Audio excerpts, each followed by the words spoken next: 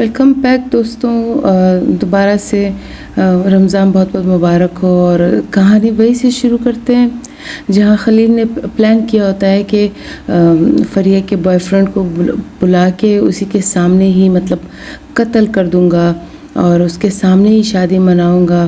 اور عامر کو بھی پتہ نہیں ہوتا کہ خلیل اتنا زیادہ خطرناک ہے۔ وہ بھاگ کے آتا ہے اور بالکل بغیر کچھ سوچے ہوئے، اور یہاں اس کی اور عامر کی بہت بری ہاتھا پائی ہو جاتی ہے۔ اور عامر کے پاس وہ ہاسپٹل سے لگتا نہیں کہ ایک پیشنٹ بن کے آیا، لگتا ہے وہ کوئی ڈپلوما یا کوئی سیٹ لے کے آیا۔ اس کے پاس اتنے سارے ہر طرح کے انجیکشنز ہوتے ہیں، اور وہ ایک انجیکشن جو ہے وہ عامر کی گردن میں ٹھونک دیتا ہے، اور عامر بالکل ہی بے سدھ ہو جاتا ہے۔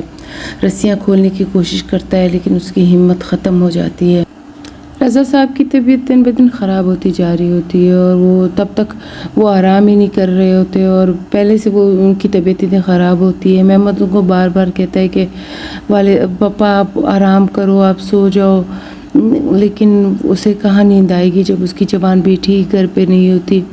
اور یہاں پر وہی خلیل کی بدماشی چل رہی ہوتی ہے۔ خلیل سب کو عامر کو بھی ٹارچر کر رہا ہوتا ہے، اسی طرح باندھ کے اور اسی طرح سے اس کو بے ہوش کر کے، اور فریہ کے ہاتھ اسی طرح سے باندھ کے، اور باہر سے ایک عجیب سا منظر گھر کا پیش ہو رہا ہوتا ہے، اور یہاں وہ مسلسل فریہ کو ٹارچر کر رہا ہوتا ہے، اور پھر اس کے لیے کھانا لاتا ہے، اور وہ فریہ کھانا کھانے سے انکار کر دیتی ہے۔ تو اب تو اس کے پاس ایک اور پلس پوائنٹ آتا ہے، یعنی کہ عامر کو تنگ کرنا اور اس کو الگ الگ انجیکشنز انجیکٹ کرنا اس کے گردن میں، اس کی باڈی میں۔ اور یہ چیزیں فریہ بالکل نہیں برداشت کر پاتی، اور اس کے منہ پہ بھی ٹیپ لگایا ہوا ہوتا ہے، اور بہت پاگل پن کی ایک حد ہوتی ہے۔ ہتھوڑا بھی ہاتھ میں لے کے آتا ہے اور ہتھوڑے سے بھی اسے ڈراتا ہے۔ تب یہاں فریہ ایک گیم کھیلتی ہے، کہتی ہے کہ نہیں، میں تم سے بہت پیار کرتی ہوں، کس سے کہا میں تم سے پیار نہیں کرتی۔ فریہ یہاں پر سمجھ چکی ہوتی ہے کہ خلیل کسی بھی حد تک جا سکتا ہے مجھے حاصل کرنے کے لیے، اور وہ واقعی میں بھی عامر کو مار سکتا ہے۔ ایسے میں رنگ ٹون بجتی ہے اور خلیل باہر کی طرف جاتا ہے اور دیکھتا ہے کہ وہاں پہ فیملی کا فون آ رہا ہے جس کو اس نے یرغمال بنایا ہوتا ہے، اور یہ ان کے اوپر بندوق یا کچھ تھان کے اور انہیں بتاتا ہے کہ اس طرح ایسے بولو کہ ہم بہت خوش ہیں، بہت مطمئن ہیں۔ تو وہ آگے سے ایسے ہی بولتے ہیں، لیکن اس کے جو فیملی ممبر ہوتے ہیں، خاتون کے جو شوہر ہوتے ہیں، ان کو تھوڑا شک گزرتا ہے کہ اس کی آواز کانپ رہی ہے اور کچھ صحیح نہیں اس کو لگ رہا ہوتا، لیکن پھر بھی وہ مان لیتا ہے۔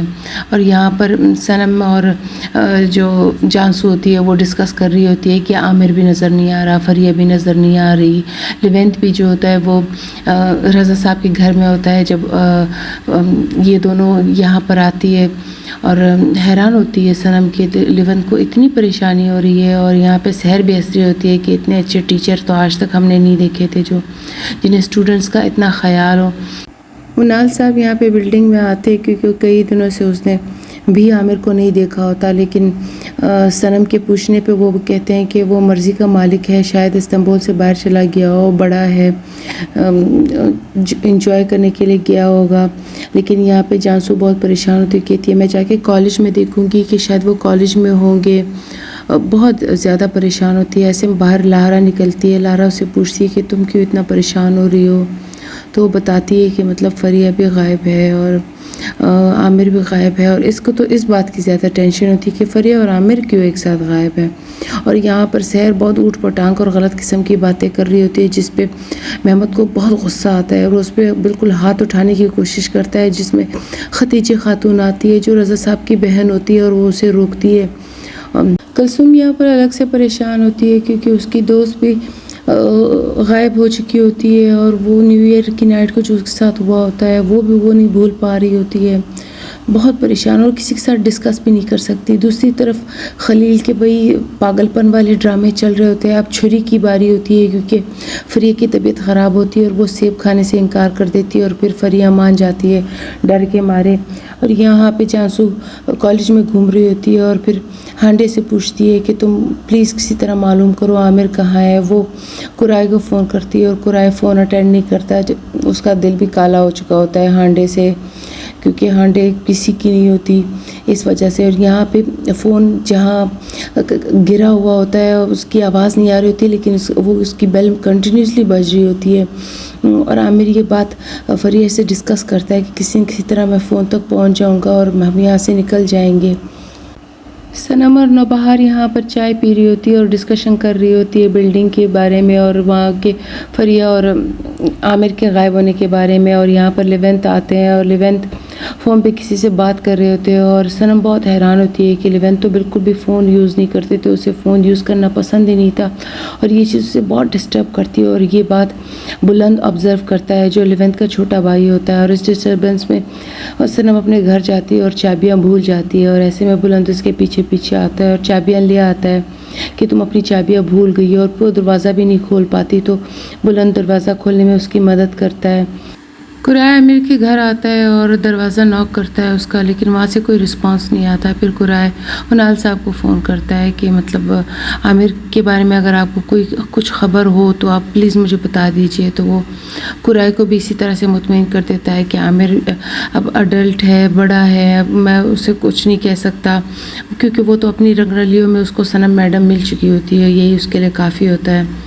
اور یہاں پر جانسو یہاں پر اور زیادہ پریشان ہو جاتی ہے کیونکہ نہ تو انال صاحب کو کچھ پتہ ہوتا ہے، قرائے کو نہ تو کچھ پتہ ہوتا ہے. دوبارہ خلیل کو دکھایا جاتا ہے ٹرے کے ساتھ اور انجیکشن کے ساتھ جو وہ ہاسپٹل سے کافی سارے لائے ہوئے ہوتا ہے. اور یہاں پہ بلند اور لیونت آپس میں باتیں کر رہے ہوتے ہیں. ان میں کافی کمیونیکیشن گیپ ہوتا ہے، وہ دونوں ایک دوسرے سے کافی عرصہ دور رہ چکے ہوتے ہیں، اس لیے ان میں کوئی ایسے نظر نہیں آتی ایسے قربت یا قرابت. اور یہاں خلیل رو رہا ہوتا ہے فریہ کے ساتھ لیٹے لیٹے. عامر تو بے ہوش ہو چکا ہوتا ہے اور خلیل اپنے دل کی باتیں کرتا ہے. ایسے عامر ہوش میں آتا ہے تو خلیل کو غصہ آتا ہے تو وہ چاقو سے اس پہ وار کرتا ہے، لیکن عامر بچ جاتا ہے. یہاں پہ زہرا کا فون آتا ہے اور زہرا بچوں کے بارے میں پوچھ ہوتی ہے. وہ کہتی ہے کتنے دن سے میں نے فریہ سے بات نہیں کی. تو اس کے والد بہانہ بنا دیتے ہیں کہ وہ کہیں پہ مطلب وہ سو رہی ہے، اس کا فون بن جا رہا ہے. یہاں پہ یہ دونوں اپنے مطلب پچھلی باتوں کو یاد کرتے ہیں کہ ہم کتنا مطلب ہم نے اتنا اچھا ٹائم سپینڈ کیا تھا، اتنی پیاری زندگی ہم نے گزاری تھی. لیونت یہاں پر محمد کو تسلی دیتا ہے کہ تم فیملی کے بڑے ہو، تم جاؤ کہ سب کو تسلی دو، اپنے والد کو تسلی دو. تم بھی اس طرح سے ڈپریس ہوگے تو اس طرح سے بہت پرابلم ہو جائے گی. اس طرح سے اگر تم بھی پریشان ہوگے تمہیں سب کو تسلی دینا ہے، کندھا دینا ہے. اور وہ گھر آتا ہے اور واقعی میں وہ اپنے والد کو تسلی دیتا ہے. اور سحر بہت حیران ہوتی ہے. دوبارہ سے سین چینج ہوتا ہے اور عامر اور فریہ ایک ساتھ ہوتے ہیں اور اس پہ پاگل خلیل کا پارا اور ہائی ہو جاتا ہے. اور اب کی بار تو وہ کیا پلان کرتا ہے کہ وہ فریہ کو انجیکشن لگانے کا ارادہ کرتا ہے. اور بہت سارے پاگل خلیل کے پاس ڈپلوما کر کے آیا ہوتا ہے انجیکشنز کا، آرام کرنے کا انجیکشن اور ہر طرح کا انجیکشن.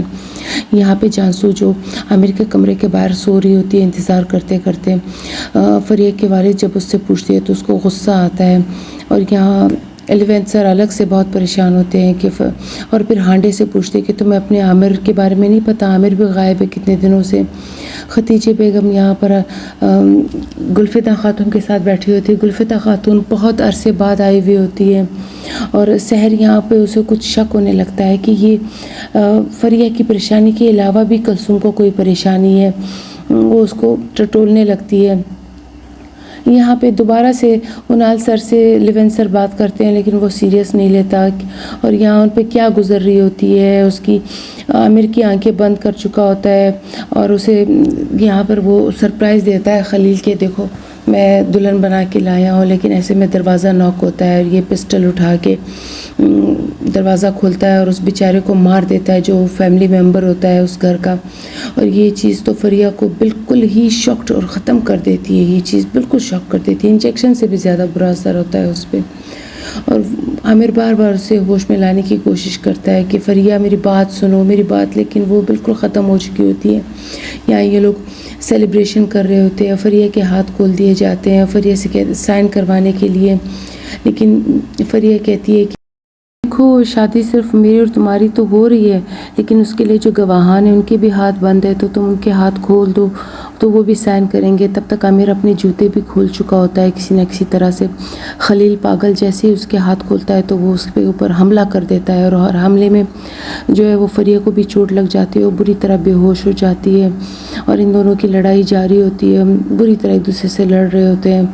اور ایسے میں فون آتا ہے مہمت کے پاس کہ شاید ان کو کلو ملتا ہے کہ فریہ مل گئی ہے اور شاید اسی گھر میں ہے، اور ایسے میں فریہ کو فون نظر آتا ہے اور وہ جلدی سے فون اٹینڈ کرتی ہے، تو وہ دوسری طرف سحر ہوتی ہے، وہ حیران ہو جاتی ہے سحر کے یہ فریہ کی آواز ہے، اور فوراً سے مہمت کو فون کرتی ہے اور کہتی ہے کہ سحر جو ہے وہ مل گئی ہے اس کا، اب وہ عامر کے ساتھ ہے۔ اور یہاں پر کلثوم بھی بہت خوش ہوتی ہے، اور کلثوم جو ارادہ کر چکی ہوتی ہے اور اسی کو کرنے کا مطلب اس نے پکا پلان بنایا ہوتا ہے کہ جیسی فریہ ملے گی تو وہ سوسائڈ کر لے گی۔